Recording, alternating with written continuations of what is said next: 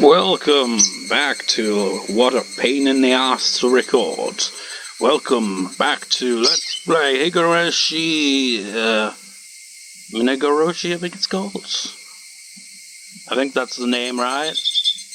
Right? Second recording. And it feels weird to be recording this pretty much after all this time. Especially with a different laptop. Using different recording software and all that. I noticed as well, maybe it'll also happen this time as well, but like, the first recording, it had that kind of whoosh sound at the start. It's like, I don't know what the hell that is. I mean, I could be like, oh, it's the band. I don't think it's the band, because the fan was pointing at me the whole time, and it was never that loud. So I'm not sure what that was. So, yeah, Rika was just suddenly fell over or something. I remember. The previous part was a long intro and a recap. I was playing behind the shrine with the rest of the club members. Oh my god, I freaking... No, I'm not gonna forget this time. I thought of this, like, partway through the, first part. But then, like, I just didn't mention it because it's like, I'll do that at the end of the recording, and then I forgot. But, no. Let's get this over with right now. I found my Japanese dictionary a couple of months ago.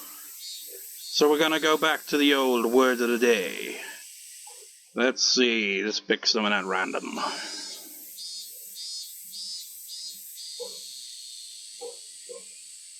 Shiteiken.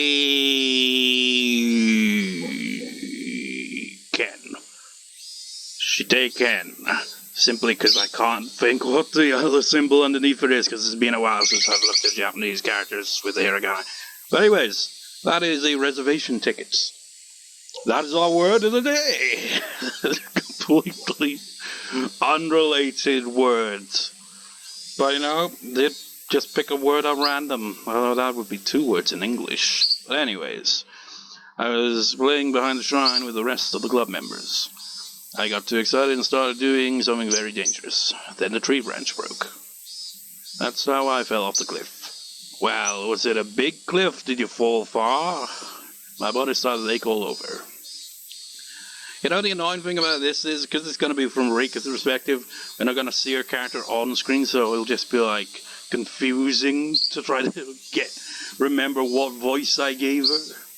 Because like I said in the previous part, I like the voices come instantly to me if I see the character on screen, but when they're not, it's a bit harder. I mean, I got the Satoko voice instantly back without even appearing on screen. I still kind of remember that one at the very least. I don't know if it's strange for some reason. I couldn't remember what I was doing. No, it was more that I couldn't remember who Rika Furude was before I fell off the cliff.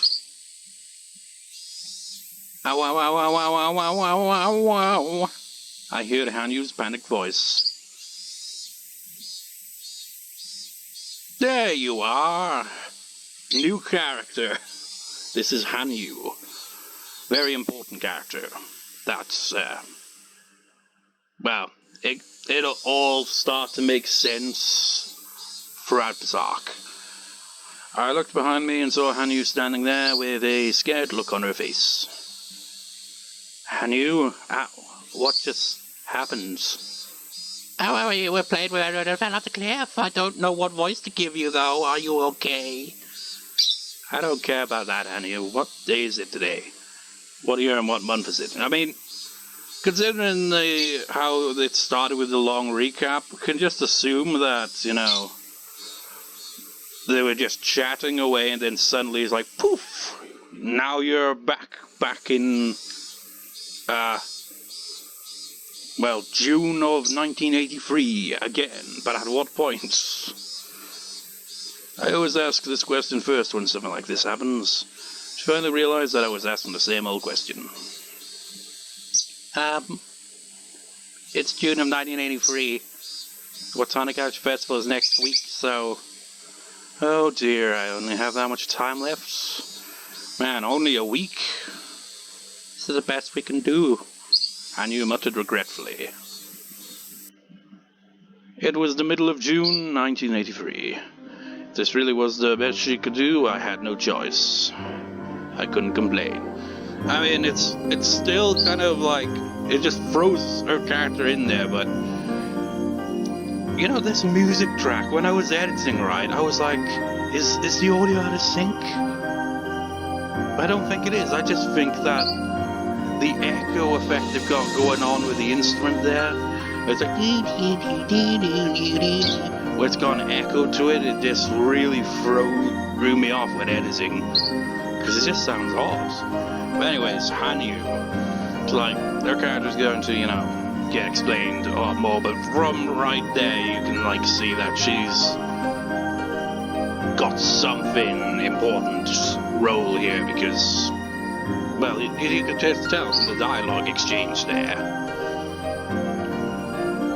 And it was you could at least start to remember more things. This is June of 1983, and I see I was killed again. After Rena surrendered to the police, all the classmates were given checkups at the clinic. Oh, so it is a direct continuation of the previous answer arc, where it's like, you know, I mean, I think, actually, what was the previous answer arc? I don't want to click off the window just in case it screws up the recording, but I'm just looking in the background at Steam here. Unfortunately, all I can see for the arcs is Higurashi when they cry, howl, chap, and that's it. It doesn't, like, tell me the name of them unless I click on them, so yeah, that's a bit of a bummer. It wasn't, was it Tatariko Roshi or Sumui Horoboshi? Because there's two arcs that had, well, those are two arcs, but I can't remember which is which. The third question arc versus the second answer arc. But anyways, well, they talked about it on arcs in the previous part when they were recapping the series. I guess this is like the continuation on from that, just reveals that, you know, despite the fact that all kind of ended kind of well, although if I recall in the very end of the previous arc they did kind of mention something which I'm not going to state, because I can't even remember if it was actually there, and partially because, spoiler, but, well, you know, in the end, Rika must have obviously died at the end, so, stuck in the loop. After an incident with police, all of the classmates were given checkups at the clinic. I didn't get hurt, so I was sent back home after they determined that I had no injuries.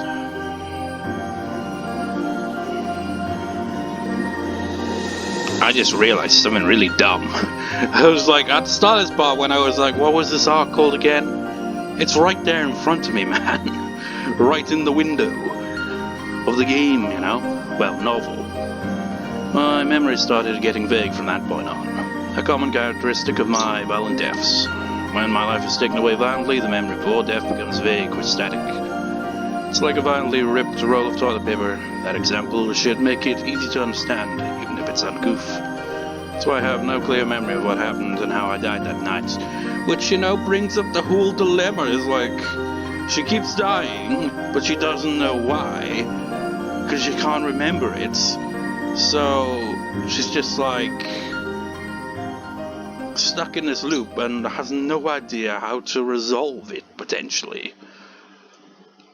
I mean, consider how many times she's gone through this shit. There's no wonder why she, like, is a lot more cynical at times through the plots. Like in the previous arc, where she kind of was like, yeah, when she said to Rena in the junkyard, I remember that, she's like, I've already given up on this world, so you just do whatever you want, Rena. You're dead to me now, because I'll just move on to the next one. But then when she saw that Keiichi remembered the events of what he did in Onikaku, she was like, oh shit, maybe we can solve this shit once and for all. And that's like spurred her on to, you know, not give up on it. You know, vague memories, I think someone covered my mouth with a handkerchief or something and I passed out. It's about the only thing that I remember, and only vaguely. I'm not even sure if it really happened. The only thing I know for sure is that I was attacked on my way home, or possibly after I got there, and that I was murdered suddenly. Don't know who killed me or how I was killed. Glad that at least I don't remember the horrific ending of my life every time it happens. I mean, which arc was it? I think it was could it have been? Yeah, I think it was the third question arc. The one with Sadako's uncle. Because, like, in that one, you actually see... We don't see what happens to Rika, but we see what, like, happens, like, after it at the very least. And it was not a pleasant sight. Every time I ramble briefly, I forget if I've read the previous line. I know you'll know how I was feeling, but because of my experiences, I think I now understand why ghosts wander around this world, not knowing that they died so suddenly. If it's a death from a long-lasting illness, people tend to remember that they were sick. They can kind of assume that they died after being sick for a long time. But when your memory is violently disrupted like mine, it can get quite confusing. When I first experienced this, I wasn't sure if I was dreaming or not.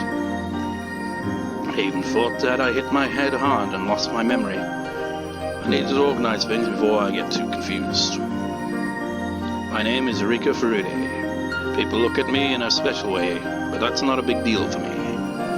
All I want is a happy life where I can play around with my best friends.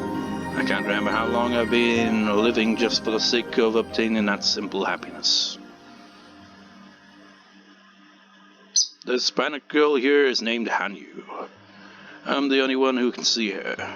Perhaps she only exists inside of my head. At any rate, Hanyuu's invisible and can generally only interact with me, and that is why we haven't actually, encountered this character at all. It'll be a long story if I try to explain Hanyuu's existence, so I won't be doing that right now. Besides, I don't even know how I should talk about her. She's been there since I was born, and her existence is a natural thing for me. Kind of like an imaginary friend, except the imaginary friend may in fact actually be real. I guess I saw everyone running up the gravel road towards me. They're my important and lovable best friends. Our group's active, boisterous, and we get serious about doing stupid things. I'm never bored when I'm around them, and I love them very much. But I don't know if she's just thrown into the world there. In this scenario, does she, have memories of what they were actually doing there at the time?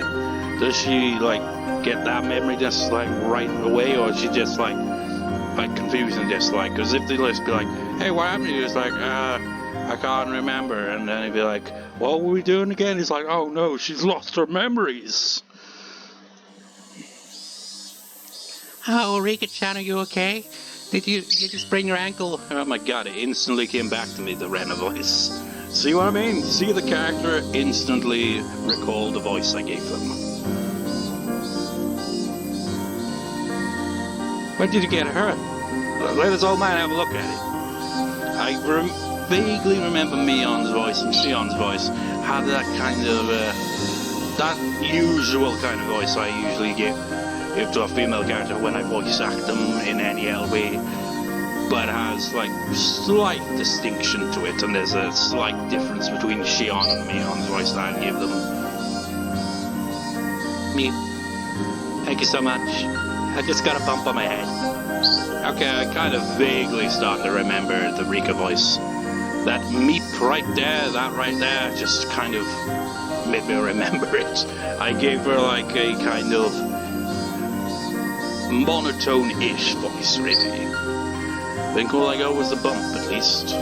Maybe I should voice act her in 2 different ways, because that's how it was in the anime adaptation. There's 2 sides to her. The side of her where she's all all cute and happy and all that, and then there's a side of her that, is what has been going up to this point where she's just oh, I'm getting too old for this shit, and yet I haven't aged at all. This is just ridiculous. I keep dying over and over. We're looping the same old shit. Fuck this shit, man. She is done, cynical as hell. Her voice. Oh, wait, yeah, that was it, wasn't it? Mai Karasumi, I've said it before, from Canon, same voice actress for Rika. And for Rika, you got that, cutesy voice, but then it has a more serious, mature voice when she's like, being serious and just talking, outside of talking to her friends and stuff like that. She can have a very more serious voice. That's all like, sarcastic and, cynical, I suppose. I think all I got was a bump, at least. My injury wasn't as serious as everyone thought. When you hit your head, you still need to be cautious, even if you're fine for the moment. That's true. You should get the coach to check out just in case. I think I just gave Keiichi my generic protagonist voice. But, it was a lot easier to voice act when I didn't see the character on screen, because now it just feels weird how the perspective changed from the question arcs. That is a good idea. Do you want me to go and get him? Yeah, we'll go out somebody to use the phone and call him there. You don't need to do that. I'm totally fine. Nippa, motherfucker. Absolutely not, Rika. You must be cautious. Sadako warned me with a stern voice. It really wasn't a big deal, but I decided to nod since Sadako was trying to be generous. She wasn't trying to boss me around or anything. She was only saying that because of how much she cares. I've seen it before in many different lives that I've been through. I have no doubt that she's really concerned about me. It's not just Sadako. Mion, Rena, and Keiichi are the same. They're all so nice to me, and they truly do care. Mion left to look for a phone. Rena also left with a towel looking for the water tap. Sadako remained nearby taking care of me with a worried face. And Hanyuu was just standing there still wearing a panicked look.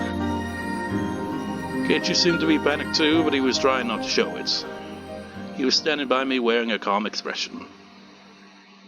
Are you alright? I'm fine. It doesn't hurt anyway. I'm glad you're not seriously injured. I was super worried. I wouldn't feel anything special about his words if this was a while ago. It just makes me want to binge read the Higurashi novels, Like, I've already LP'd them, but that doesn't mean I can't just go back and just read them in my own time, kind of thing. It's like different thing here, but I recently read Stephen King's Carrie for the first time. I remember seeing the first movie adaptation, and it was good and all, but I've never actually read the book. It's pretty decent, and it's actually short. Like, compared to Stephen King's It, is like freaking over 1,000 pages. Things like, what? How many pages? 242. Also like the author note thing at the start of it as well, where Stephen King sums up like what inspired him to like get into writing, and what inspired the creation of the character of Carrie was based on two girls that went to the same school he went 10 years ago, and one of them had like an overly religious mother and upbringing and wasn't very popular at school, and then the other one was just bullied mercilessly, and both of them like died at some unspecified point, one by a suicide, one by a seizure, which is tragic because that's like a real thing rather than just fiction there.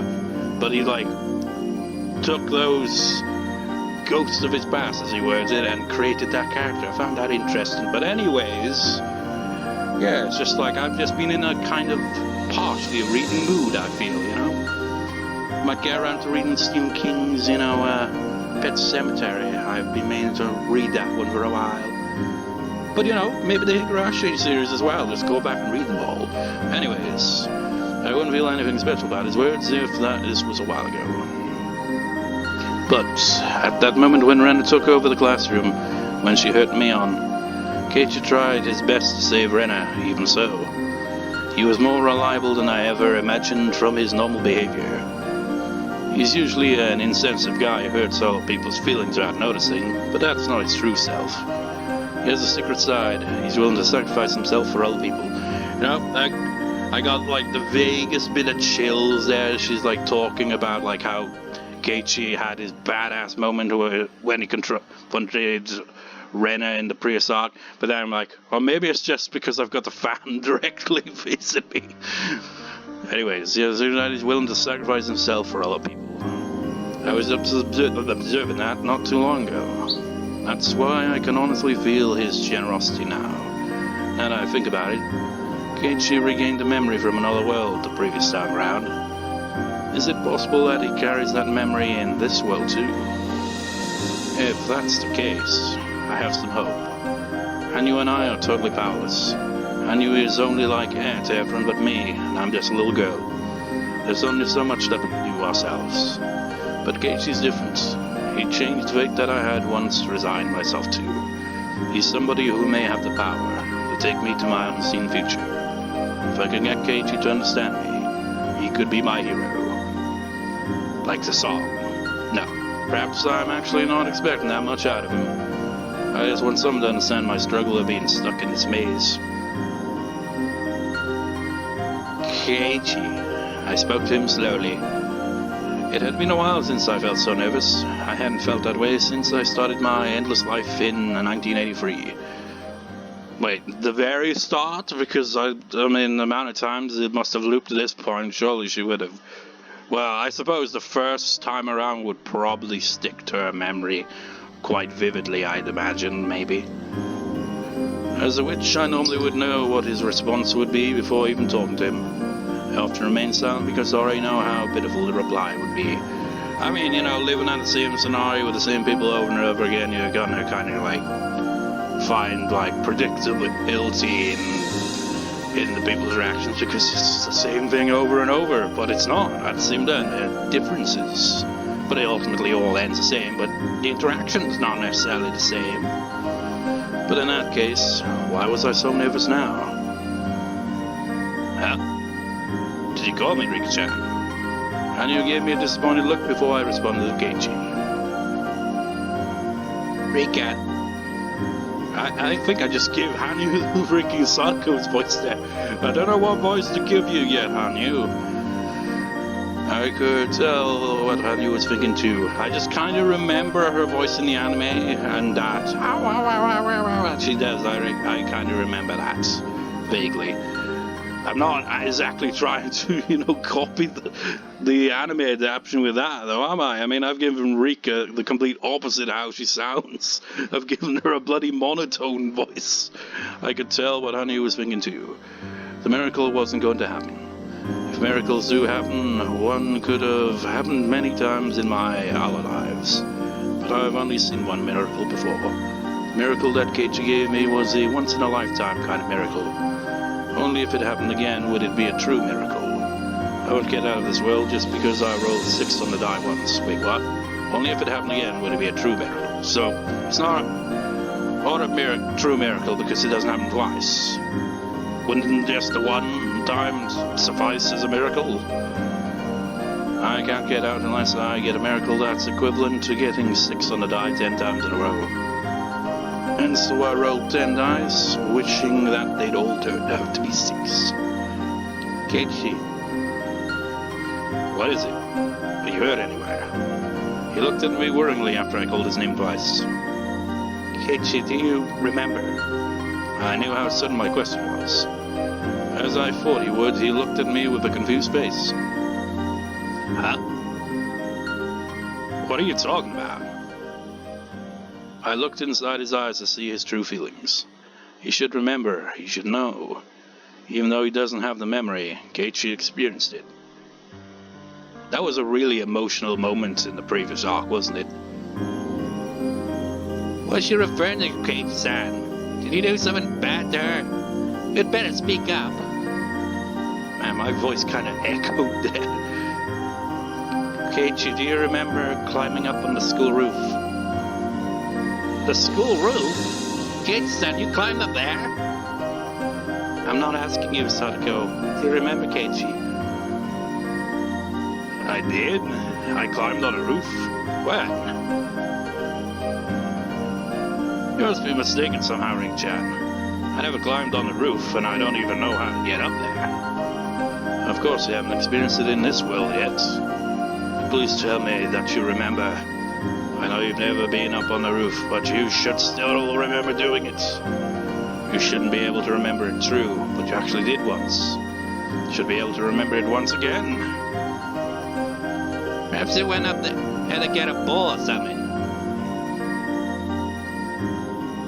Never have you been up there, Sadako. Unthinkable. I would get in such terrible trouble if I did something like that. Besides, there's no point going up there. She can't. I mean, if she sets up one of her traps there, it's completely pointless because nobody would go up there. But I bet it'd be really good to take a nap up there.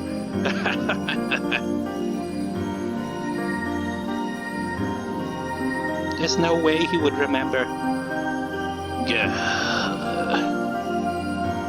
If miracles could happen that easily, neither of us would be suffering like this. Shut up. I knew that. I knew that he wouldn't remember. Our fate is already set in stone. We're like a pitiful god that died. That's like a cicada. That was what it's called, right? Pronunciation-wise. That dies after the summer festival. Shut up. That was just my normal voice for the most part there. It's like, forgot the monotone. Oh. As I stared at her fiercely, Hanyuu realized that she had crossed the line. This might be a waste of time. The maze we're in might not have an exit. It might be an endless loop without a goal in place. We are trapped in this fate. I thought that Keiichi might be able to get me out of here. But that Keiichi I saw was truly a miracle, a momentary glimmer. The Keiichi of this world doesn't bear that same miracle. All the same, I'm not going to give up. Well, look at it this way, Rika. He didn't remember it the whole time. It just came to him suddenly, where he remembered, and then the tears and the beautiful music. He was like so moved, so emotionally affected by it that he actually hugged me on. And that was like an unexpected thing for anyone there. Last time too, I gave up on fighting destiny. I realized Rena was beyond salvation, so I bid her farewell and forsook that world. But Keiichi fought and broke the cycle of fate. I should have worked harder with that Keiichi in that world. I could have broken this endless cycle together with him. Am I going to repeat this life, waiting for that miracle to happen again? I can't do that. I don't want to repeat the same life anymore. I'm tired of it. I'm tired of this world, my faith in everything. I'm tired of getting murdered by destiny. Keiichi showed me a miracle. I should be able to do the same too. I must fight. I must fight with all my remaining power. I was always fighting. I was fighting when I had more power. But I never made it. How can I expect to win this time? Still, I must fight. Keiichi taught me that fate can be shattered. I'm going to fight one more time.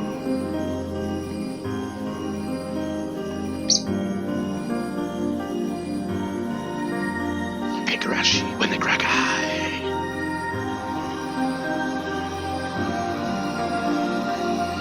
You've received a new tip to my granddaughter. I forgot about these tips, yes.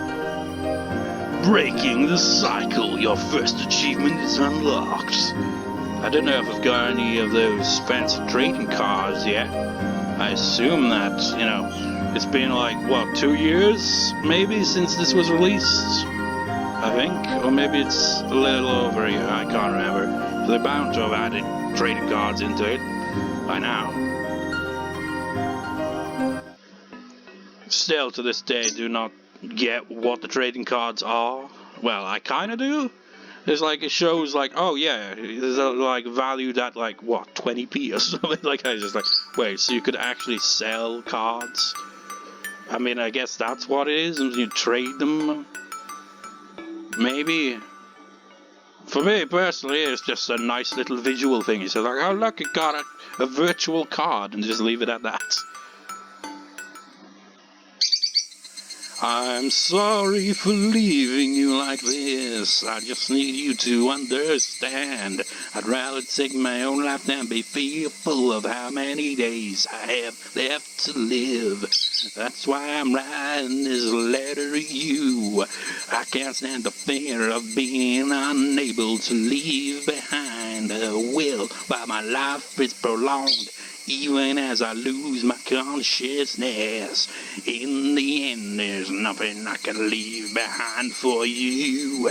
I was unable to leave any of my achievements of the world. I was forgotten before I was dead. I leave this world a humiliated man, knowing that I had no appreciation from anyone. I don't know why I'm singing all this. I mean, this is not exactly something you should just, well, but you can't just sprout into song when it's a serious letter thing by the looks of it. You must do better than me. You must do better than me. You must achieve something that your grandfather was never able to achieve. I don't mind what field you choose. You must leave your mark on this world. You must leave behind your achievements. You'll eventually die someday. You'll eventually turn to ashes. As a human being, that's your inevitable fate. But if you achieve a great success, you will live forever even after you depart. Those who live beyond their deaths are called gods.